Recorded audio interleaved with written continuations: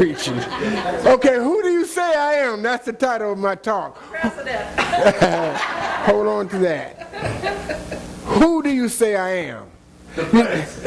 We all want to be something or somebody. Now we tell our kids, sticks and stones may break your bones, but names will never hurt you. We tell them that, but we want to dress them up. We dress up. We get a little bigger car or a little bigger house, but we say we don't care what people think. But who do you say I am is important to us. There's a story about Billy Graham. He went to do a program and ceremony, and he did it, and he flew back to his home on his private airplane, and he landed on his private airstrip, and he came down the steps to get into his personal limo, and he said to the limo driver, wait a minute. The limo driver had opened the door. He said, wait a minute. I'm 87 years old. I've never driven a limo. Let me drive. And the limo driver said, sure. So the limo driver hopped in the back, and Billy Graham got behind the wheel, and off he went. He got about a mile down the road and went straight through a speed trap.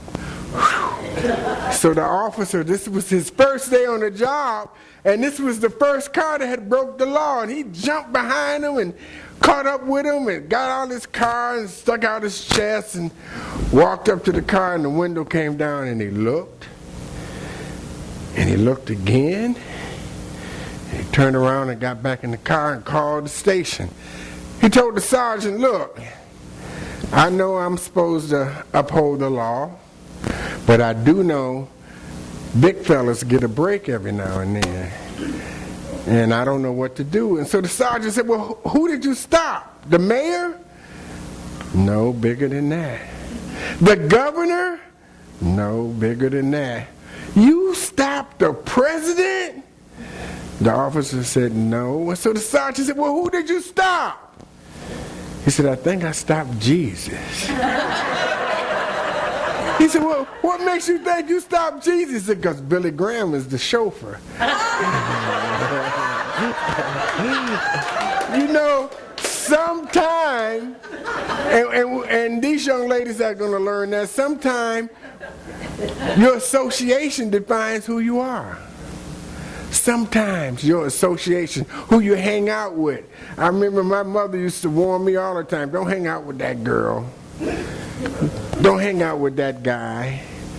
They see things that we don't see. Your association can sometimes label you. But the truth is, we are, who are we? Well, okay, you say, I recognize Christ. We are the Christ. So let's try it again. Who are we? Christ. Who are we? Christ. That is one thing that separates us. That's one thing that separates unity. Because once we say, I recognize the Christ in you, I bless the Christ in you and the Christ in me, they call us a what? Cult. A cult. How dare you say that the very energy of the Creator flows in your body? How dare you recognize everybody? Because some of us were raised in churches where we didn't recognize everybody. There are churches where Reverend can't get up on the podium because she's a woman. Amen. But not here, because we are Christ. Okay, let's go to the real truth, our story. Without this book, I'll just be talking. Now, I can talk all day. I'm a good minister. But the truth, the foundation, has to come from somewhere. The foundation has to come from this. So I don't know if I ever come back here, and maybe one day I will. But if you see my name on the program to come back, bring this. Because I use this in every lesson I do, every talk. I'm just going to read to you maybe 5 or 6 verses. I truly expect you to go home and read the rest. This is unity. We learn. I don't expect people to sit here and say, oh, that was a good talk and I don't need no more lesson. I don't need no more growth. I don't need a personal understanding, because the way I understand it, when you read it, guess what? The Christ in you might give you a different message. So I expect that. So today, we're going to read from the book of Matthew. Now, some of you know that Matthew was a disciple and apostle. Some of you know that we're talking about the New Testament. So you should automatically know the New Testament, the Synoptic Gospels. And if you're really into unity, then you know Matthew is the apostle that was metaphysically the will. Everything you read in Matthew, foundation is about our personal will. So now if you're really into unity, if you're trying to get Reverend's job, then you know Matthew is in the month of August, and the color is russet. So that's a lot of information, but yes. Yes. Oh, is it an acronym? No. So we're going to Matthew, 16th chapter, 13th verse. Now when Jesus came into the district of Caesarea Philippi, he was asking his disciples, who do people say that the Son of Man is? He's asking these men who's followed him basically for 3 years, who do people say the Son of Man is? And they responded, 14th verse. And they said, some say John the Baptist, others say Elijah, but still others Jeremiah or one of the prophets. That's like me asking you, who do you say I am? After you hear me, you say, well, Reverend Davis, you got a little Abe Lincoln in you, a little Martin Luther King, that's some prosperity, a little Bill Gates in you. That's like what they told him, the big three, this is who you are. He asked again. He said to them, but who do you say I am? Now here's a man that had healed the cripple, brought sight to the blind, fed 5,000, fed 4,000, walked on water. They had all witnessed that. He had even did the greatest of all miracles. He went to a party, they ran out of wine, he said, get some water, I'll help you out. They loved him. The power that he had. So why would he ask them, who do you say I am? Is it for him? Was Jesus an egomaniac? Did he need to know for him? No. He needed to know that they knew.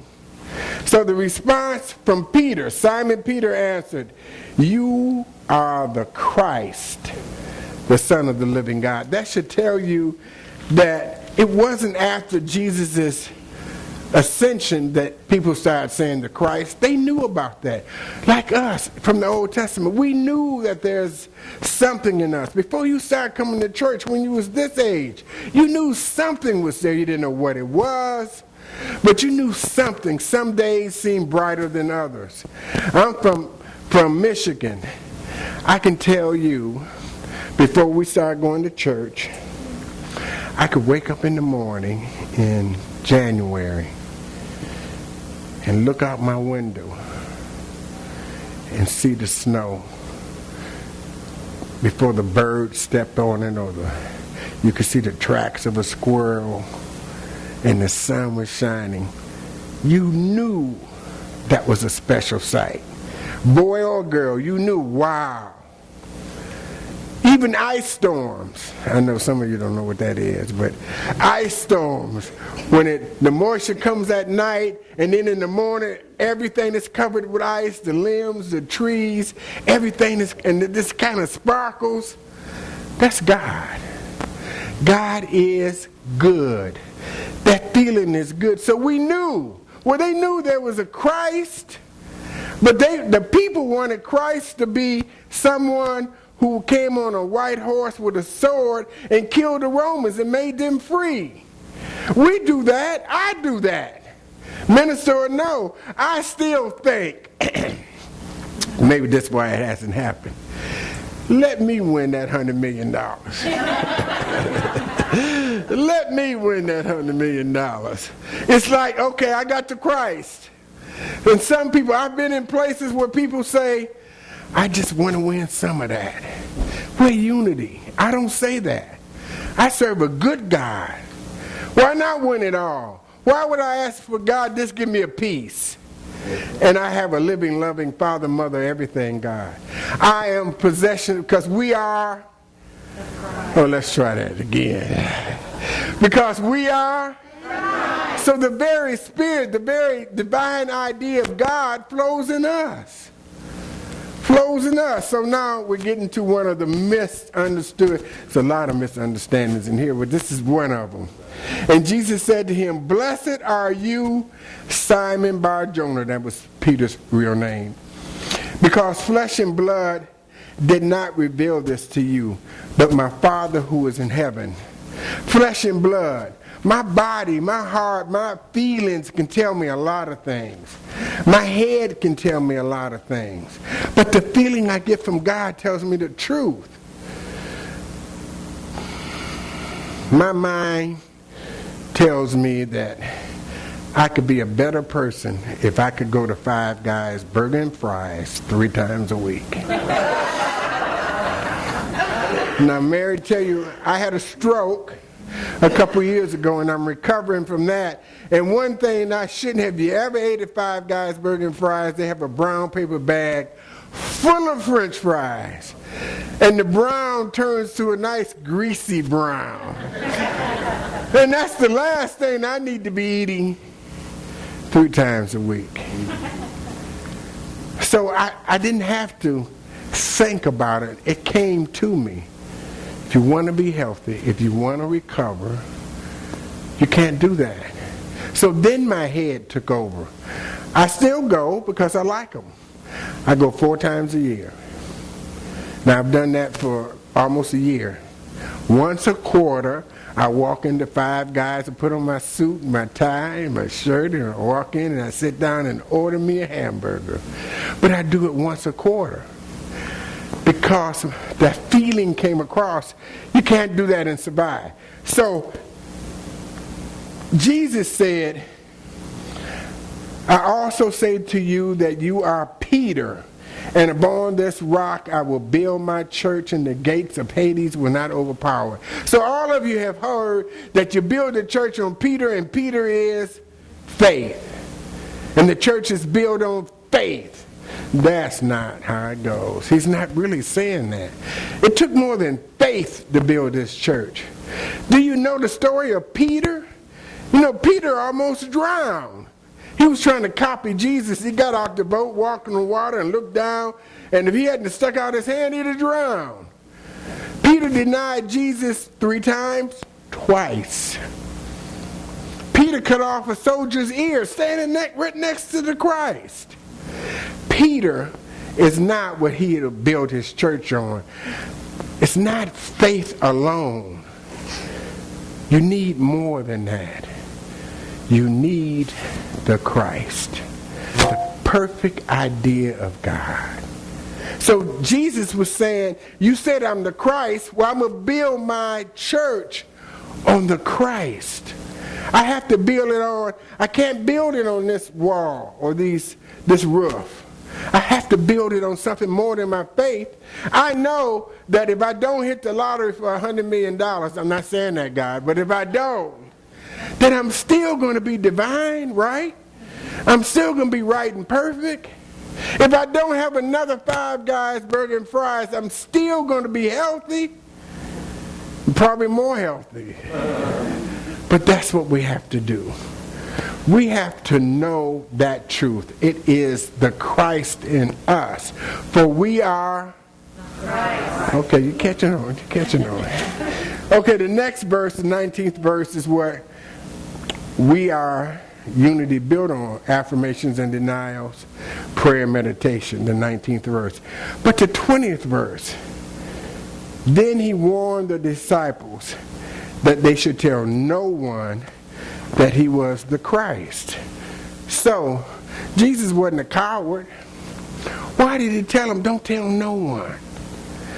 They had already been seen with him for 3 years. They knew who his disciples were. Why would he tell them that? Because I can tell you, Reverend can tell you, I can tell you all that you are the Christ, but guess what? You got to find it out for yourself. You got to find it out for yourself. That's what he meant. Don't tell anyone. Don't tell them. Let them find out for themselves. You got to find out for yourself. That's why I say, okay, I read to you. No, you can hold it. The 16th verse, I think I read from the 13th to the 20th. 7 verses in the 16th chapter. I truly expect you to go home and read the 16th chapter. The whole chapter. Not just, Reverend talked about 5 verses. You got to find out for yourself. Because anybody can tell you who you are. There's a story, 3rd grade. It's a story about kids in the 2nd grade. They went to school one day and the teacher was going to teach them how to say the Pledge of Allegiance. And he stood up, he said, I'm going to tell you, you got to put your right hand over your heart and raise your left hand, then you're going to repeat after me. They said, okay. So he stood all the students up. They put their hands over their heart, they raised their hand, and they repeated after him. I pledge allegiance to the flag. And he noticed Johnny over there. He had his hand here. And he said, Johnny, that's not your heart. Johnny said, yes it is. That is my heart. That's not your heart, said the teacher. Johnny said, well, yes it is. And so the teacher said, what makes you think this is your heart? He said, well, when Nana comes over, she picks me up, she gives me a kiss on the cheek, and she says, bless your little heart. Even our loved ones, out of love, would tell us who we are. Even our love put limitation and lack on us. Out of love, not out of being contrary, but out of love. So it's contingent upon you to find out who you say you are. You ask the Christ, for we are the Christ.